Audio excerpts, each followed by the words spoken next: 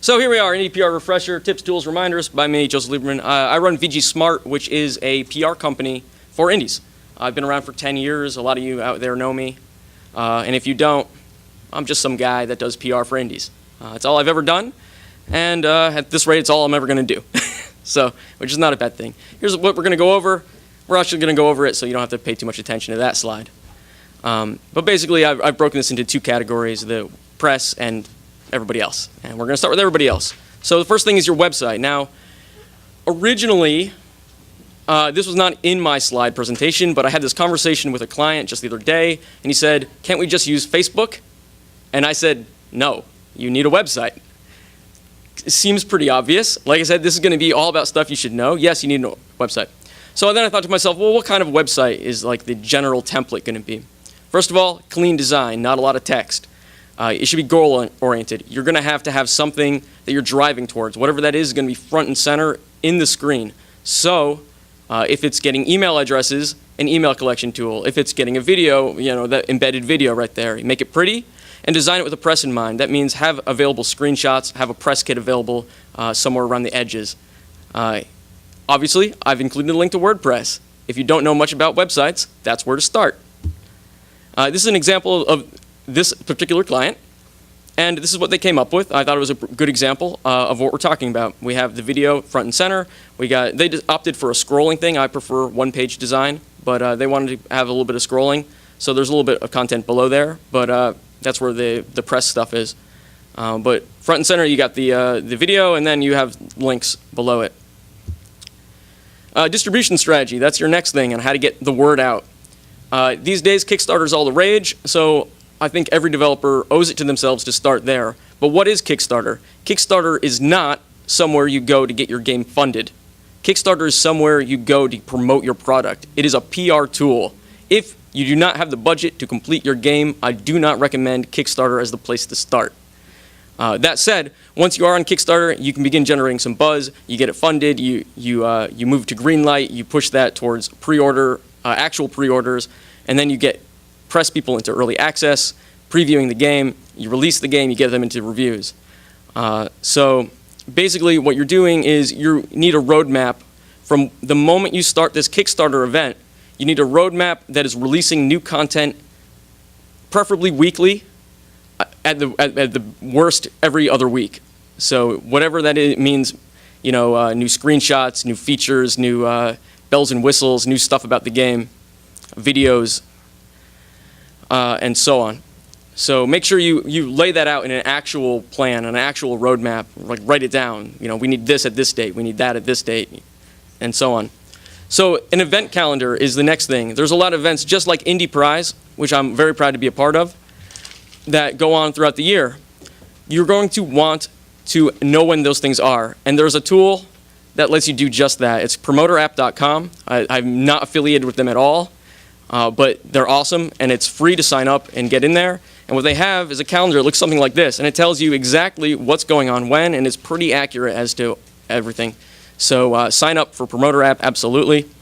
And enter every single thing you can afford to enter, and go to every single event you can afford to go to. And the reason for that, as actually the last lecture just talked about, is you get to meet people. And meeting people in person makes such a large impact compared to just sending emails or even chatting through Skype. So anytime you can get in the personal vein of things, do so. Press releases. Now this is, when people think of PR, for some reason this is immediately where people go to in their mind. And they are an important tool, but for the most part they are ignored by everybody. Still, you should use them. Every little bit is going to help. The most important part of a press release is your headline, is the catchy title. Expect very few people to read beyond that. Some of them will get to the next paragraph. Almost nobody will get beyond there. So when you do this, oftentimes the best way to get a good reaction out of somebody is to include a personal message before your press release. And this is okay to do. Your press release does not have to be just a form. You can say, hey, Jimbo, I haven't seen you in a while, but I want to tell you about this cool new product. Get back to me. And that's all right. That's an okay thing to do. It doesn't have to be so super formal. And in fact, as indies in general, we get away with a lot more, so we can be even less formal than that.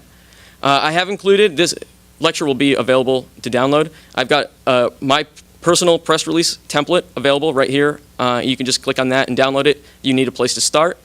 I use YMLP to send it out. You could use the same thing.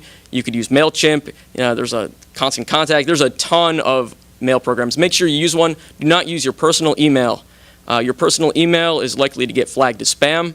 And once it does, then you begin having problems reaching out to other people, and it becomes a nightmare mess. So always use a third-party mail program when sending out press material. So where do you get these contacts that you're sending them to? Well, you can hire someone. This is the only time I'm going to promote myself. You can hire someone like me. I'll do it for you. You can get them yourself. I once again bring up Promoter App. Promoter App has a list, I'll show you that in a second, of basically sites. They don't give you the emails. They give you where to go to get them yourself. And it's worth doing. It's worth cultivating those press contacts. Or you could use a service like Games Press. They're out there. They're like more automated. And the fact you can use them in conjunction with all these other things. So just always make sure you have places like that on your list, places to send it to, Games Press. Oh, I didn't have that slide. Well, shoot. Well, so for Promoter App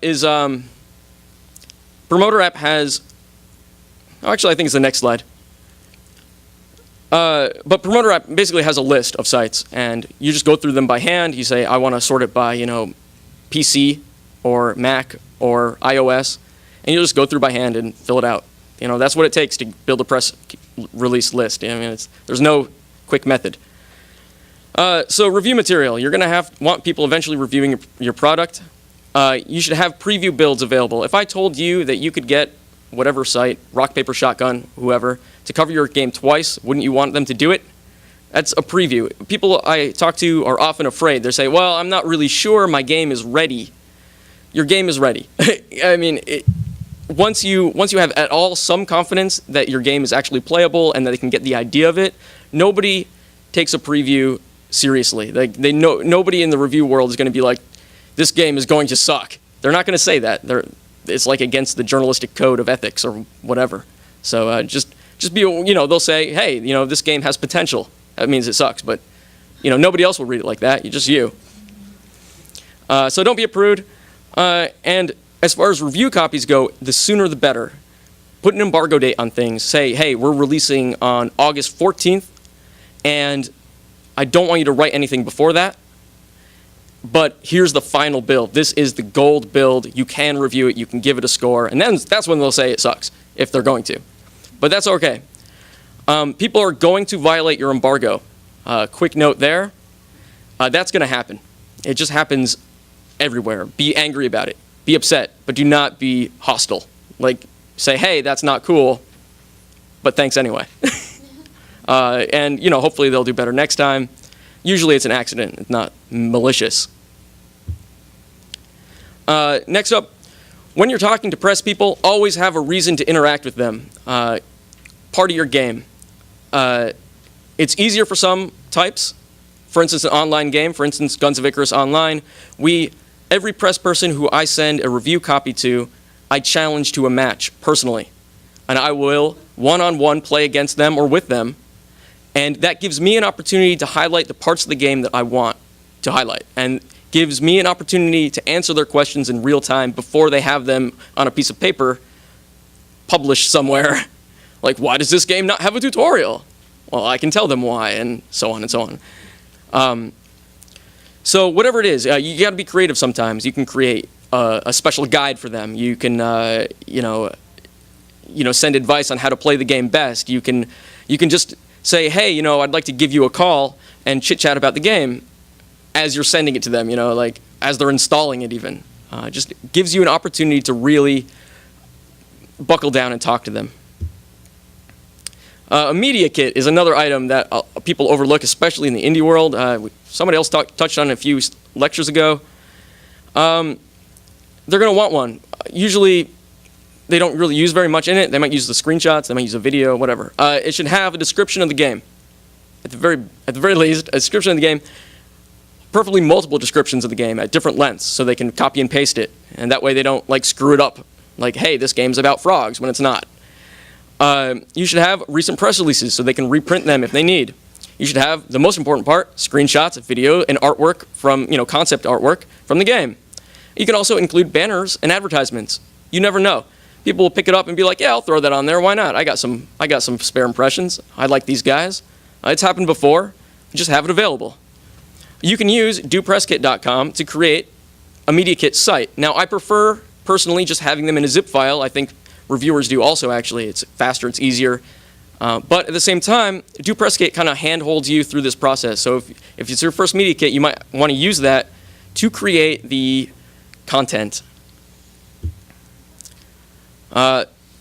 So basically, to recap,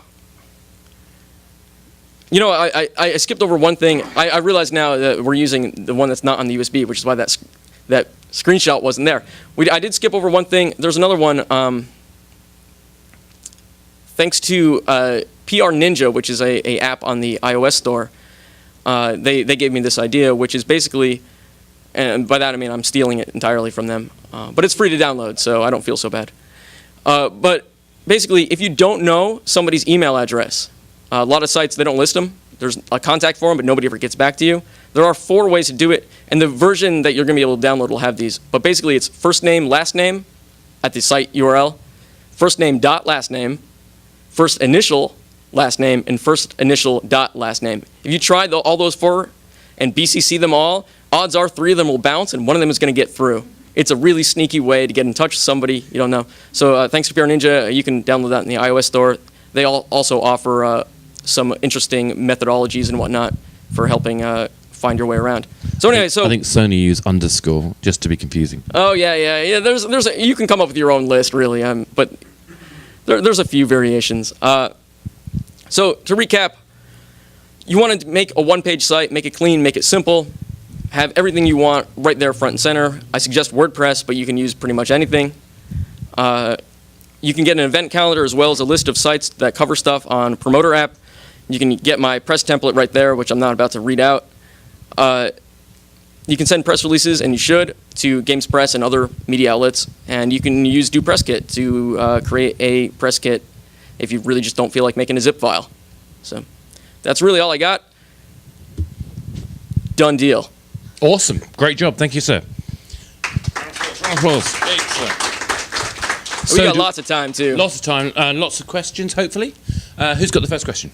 I have a comment. I've used Let me get you in the mic, because we've got it on the recording thing. Hello, thank you. I've used dopresskit recently to put together a media kit, and just a note, if you don't know how to code, you will need a little bit of help just with simple stuff. But I wanted to say also to the point about just the zip file, I found it useful to put my screenshots and things into Dropbox, and then just share the link as another tool if you're not comfortable, like if sending out. I found like sometimes I feel like the people I'm sending out to are like, yeah, I think Dropbox works pretty much just as well as a zip file. My experience in general is always the faster you can get them the item, like the less steps. I mean, granted, going to Dropbox is not a very big step, but it is, it opens a web page, and anything that might interfere with them actually getting what they want in terms of like, oh, they click on Dropbox and then like a fire starts and they wander off. So in general, the fastest method is, in my opinion, the best, which is why I prefer a zip over dopresskit. But yeah, Dropbox works pretty close to that since it is a pretty immediate response. And you can update it very quickly. Yeah, that too, yeah. And any more questions? Any advice or general best practices for getting people's attention? Because I know that like your average, games journalist probably gets 5 to 1,000 emails a day, and I'm just like, I've got a couple hundred email addresses at my disposal, but like I get maybe 1% or less response. So, any best practices or advice? yeah, I think the best practice, I touched on this with a press release. It's all about catchy freaking headlines, all right? People are human. Be creative, If you're going to send out something that's just a press release, I always preface it with press release, which means nobody's really going to read it. Places that want it will use it, and places that don't. When I want to send out a review copy, I start off with something kind of wacky usually. Like most recent one was House of Games opens its doors. That's not a great example, but it is the most recent one, right?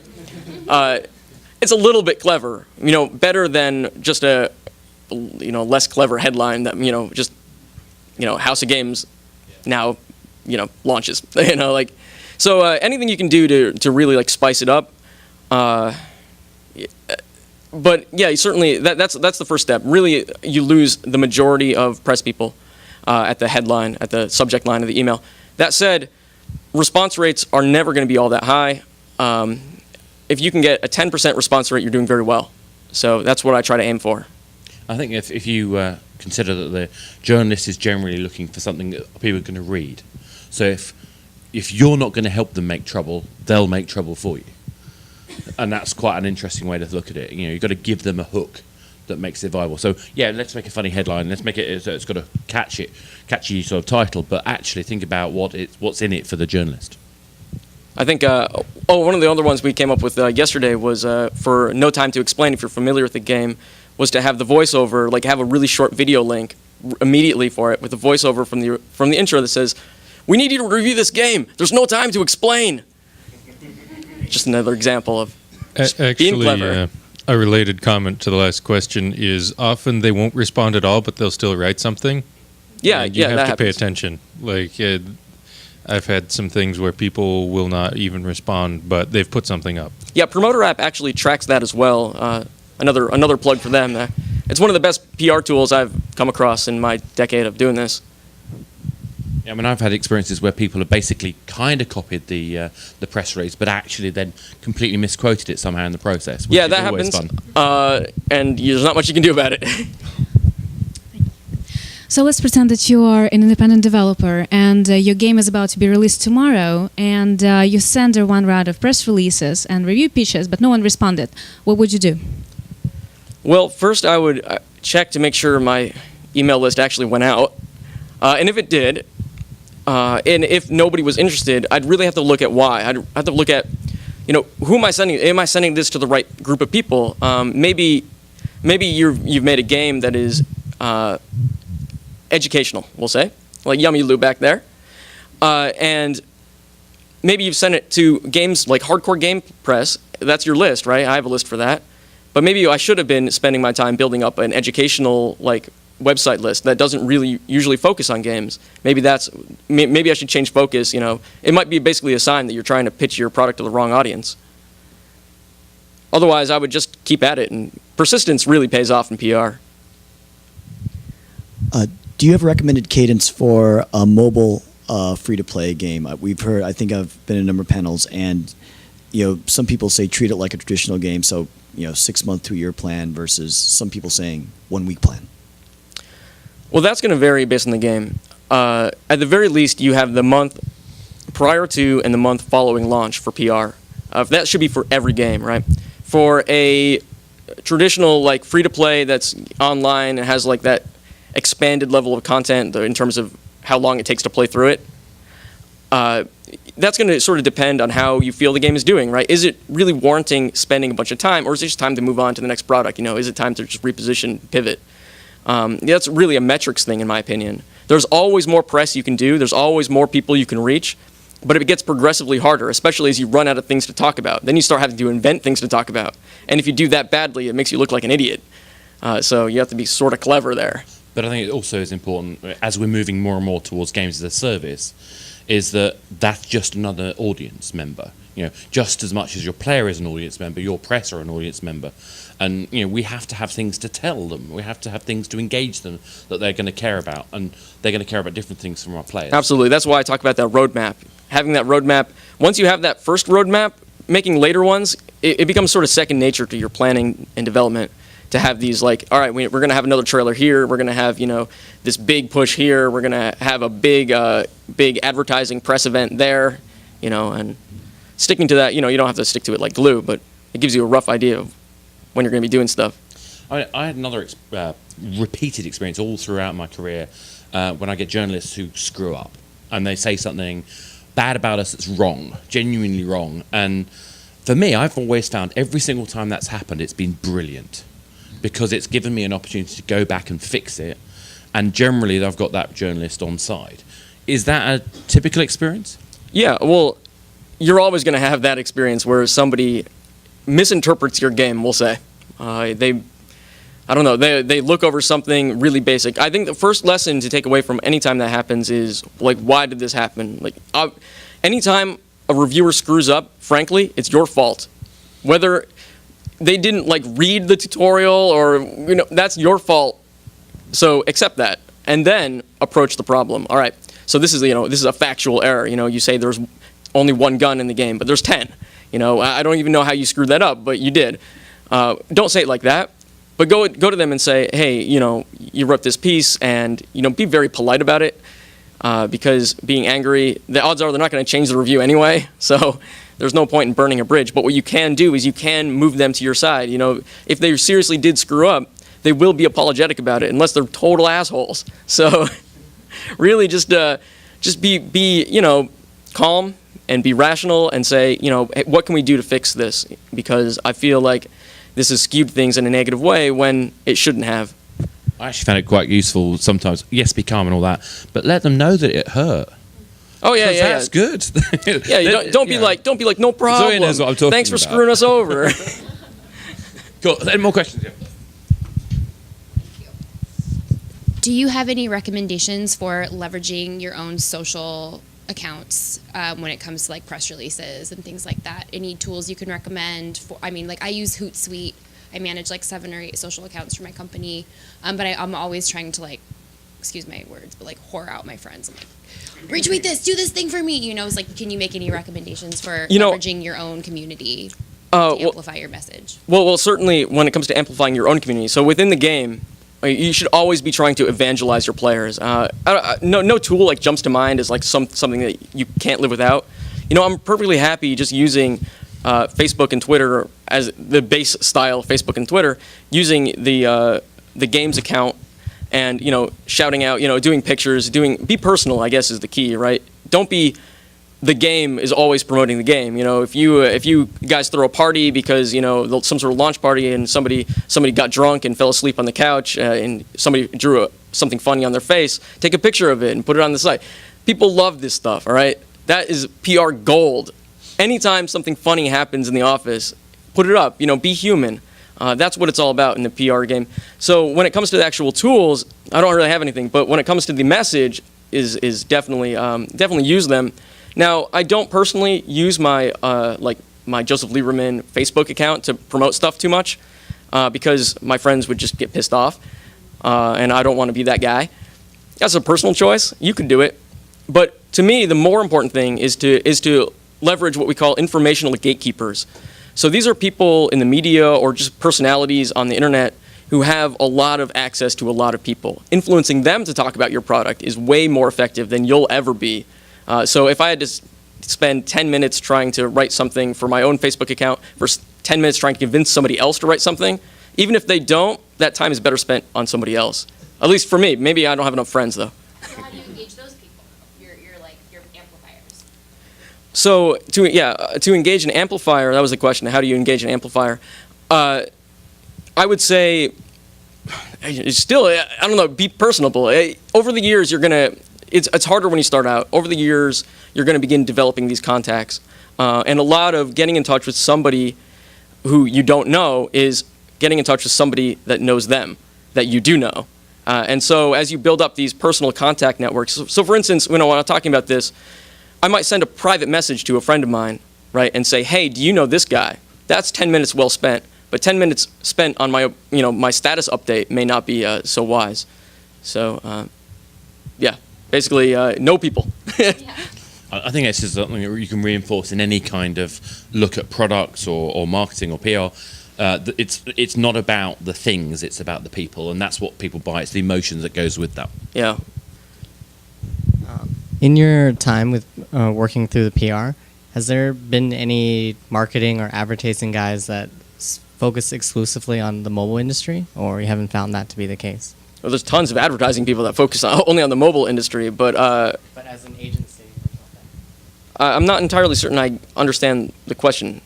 There are lots of agencies. Yeah. I mean, there's several in the UK that I know of, at Promoter and PR, like other PR firms and that. Yeah. I do know them. I'm not going to say any of their names on the grounds that I frankly don't believe that they're cost effective. Promoting apps through PR is very difficult. Unlike the core PC market, where you have a lot of channels to get the word out, the sort of close-end structure of the mobile market and the lack of a lot of review sites. There's like four big ones, right? There's 148 apps, there's Slide to Play, there's Pocket Gamer, and there's Touch Arcade. And once you hit those, which you can definitely do without hiring me, frankly, the other things are all small potatoes. That's the 80-20 rule. 80% of the work, or 80% of the gain with 20% of the work. After that, where do you go? What PR work are you doing? It depends on the game. Obviously, this is not a rule for everybody, but if it's a casual mobile game, what are you paying these people for? I can send 4 emails. You can send 4 emails and get the same results. I don't know. So that's why yes, there are tons of them out there. I just don't recommend any of them. Any more questions? In that case, thank you so much for that. That's a great session.